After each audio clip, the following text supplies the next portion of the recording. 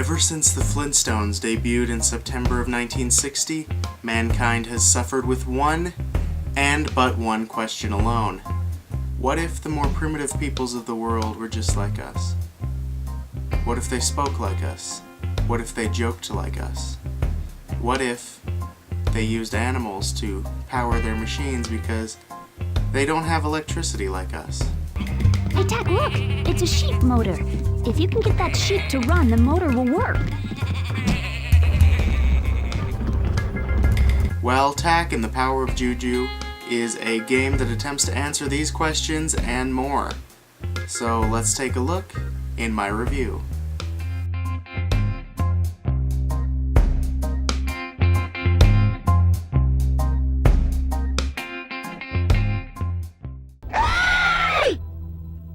It worked! Hello? Can you hear me?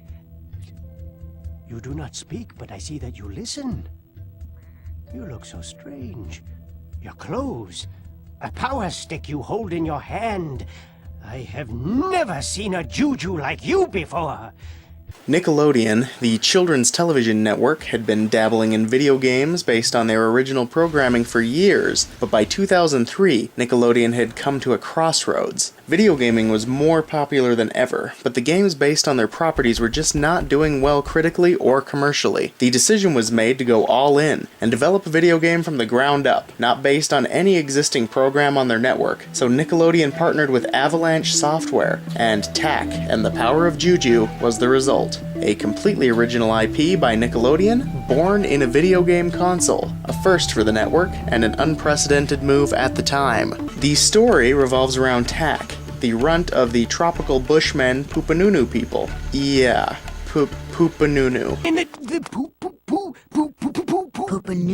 Poopanunu People's Prophecy! It's a poop joke, I think. Well, either way, it sounds funny. You play Tack, the only Poopanunu who has not been turned into a sheep by an evil shaman. Tack is tasked with reviving the village's chosen hero, who has also been turned into a sheep. Blah blah blah, the hero is supposed to defeat the shaman, but he turns out to be a bumbling oaf, and you've heard this all before. So, you're the great warrior of the Poopanunu People's Prophecy, Come to pick up the staff of your ancestors? Well, you don't look so great to me. Me? Well, I'm not the Great Warrior. That's Locke's job. Tack has to be the hero in his place. The game is your basic Banjo-Kazooie style collectathon platformer. Tack runs, jumps, and collects lots of collectibles. And I mean lots of collectibles. Crazy stuff with made-up names, and most of it seems like you're just collecting for the sake of collecting things. But the level designers did a wise thing and borrowed a page from Super Mario 64's book, placing more of any given collectible than is needed, and spread them across all the stages in the game. Take Yorbles. And you must also collect 100 magic Yorbles. 100 magic Yorbles? What is a Yorble? Well, I don't know. But it is the main collectible throughout the first half of the game. You need an even 100 of them to pass the trial, but there are more than 100 of them in the game. They are spread out through several levels, and can be compared to Super Mario 64's stars. But they are much more abundant, and found in secret nooks and crannies. It's a good design, and it makes the game a lot less tedious. I can see myself becoming extremely frustrated in looking for that 100th Yorble that I missed in the first level. If there were only 100 placed, that is. Luckily, that's not the case. This is good collectathon design for sure. The game is quite engaging. I found myself having a hard time putting the controller down, even 10 and 12 hours in. Despite some mediocre controls, I did find the game to be extremely fun, and I found myself getting used to said controls after a short period of time. The only thing that's indefensible is the camera. It's slow, unresponsive, and gets caught up on the environment. It's obnoxious and makes playing the game a chore at times. Combat is an extremely simple button masher. The attack button doesn't string combos or anything else together. It just hits your enemies over and over. This is broken up intermittently by the use of Juju power. Basically, Juju powers are magic attacks that do different things, like turning an enemy into a chicken, or stunning the enemies within a wide range. Other than Juju powers, combat is mostly monotony. There is a polearm weapon that allows Tack to do an aerial attack. It also allows him to shoot projectiles and pole vault over large chasms. zones. Luckily, most enemies die in a hit or two. The larger enemies, however, are Dark Souls hard, and border on what I would call absolute bullshit territory. The magic Nubu plant enemy in specific does 66% of your health in damage with its vines in one attack. Unfortunately, Tak can't recover fast enough to get out of the way of a second attack, making this a near unavoidable attack that does a one-shot kill. It's nothing more than bullshit, and it makes me upset. There are small segments to break up the platforming and fighting, such as short stealth puzzles requiring you to hide under a sheep to pass guards, or a segment where you wear a chicken suit, which controls like a turd in a tank on a hot day and glides slowly, extremely slowly, between islands.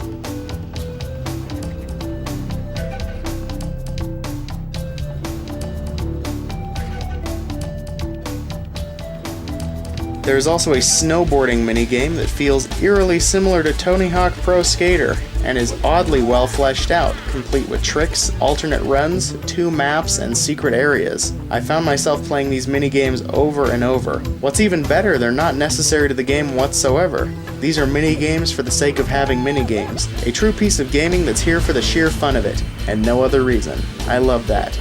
Overall, the game is extremely fun to play, despite its flaws. Graphically, the game is one of the more impressive games of the 6th generation. It's colorful and it's fun, cartoony and delightful all around. The sets and level design are absolutely gorgeous. I cannot state this too much. Tak and the Power of Juju looks great, even to this day. Some of the environments are a bit blocky, but if you put this on the PS4, I would not be able to tell you that it was a 12-year-old game.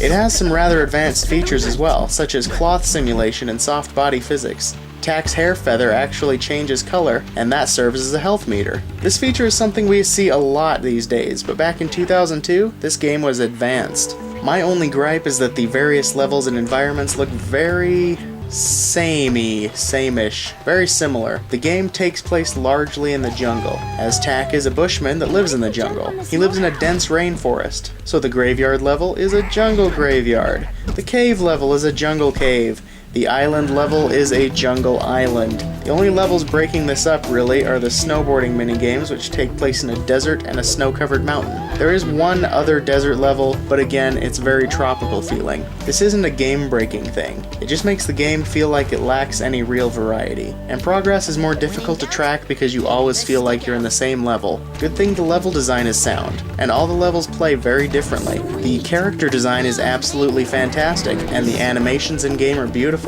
Enemies are easy to distinguish from one another and are brightly colored, cute, rabbit-like things that are called Nurbles. Nurbles come in many different varieties, all of which are well designed and do something different. Fantastic enemy design, it reminds me of Super Mario Bros. The cutscenes are also fantastic, even if the animations are a little stiff. The Nickelodeon level of quality is present here. The music in Tak is fun and catchy, but as with many games in 2003, there is no orchestral or quote-unquote real music present.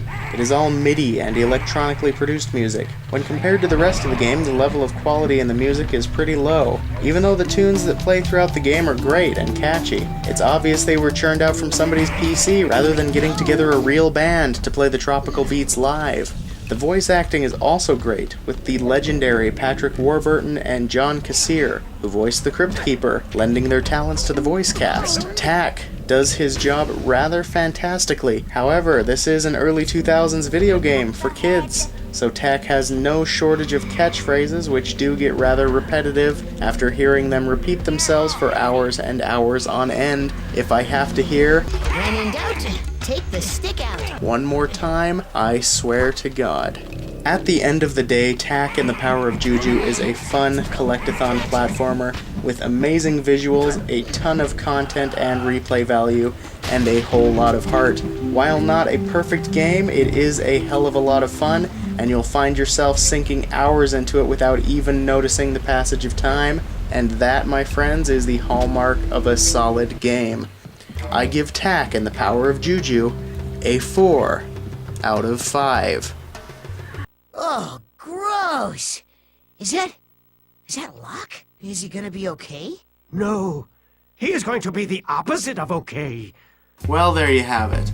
Tak and the Power of Juju, a fun little action platformer that is quite engaging despite its flaws. Have you played this game? If you have, did you like it? Please leave me a comment below, and if you enjoyed this video, please like, comment, and subscribe, and I'll see you next time. Thanks for watching.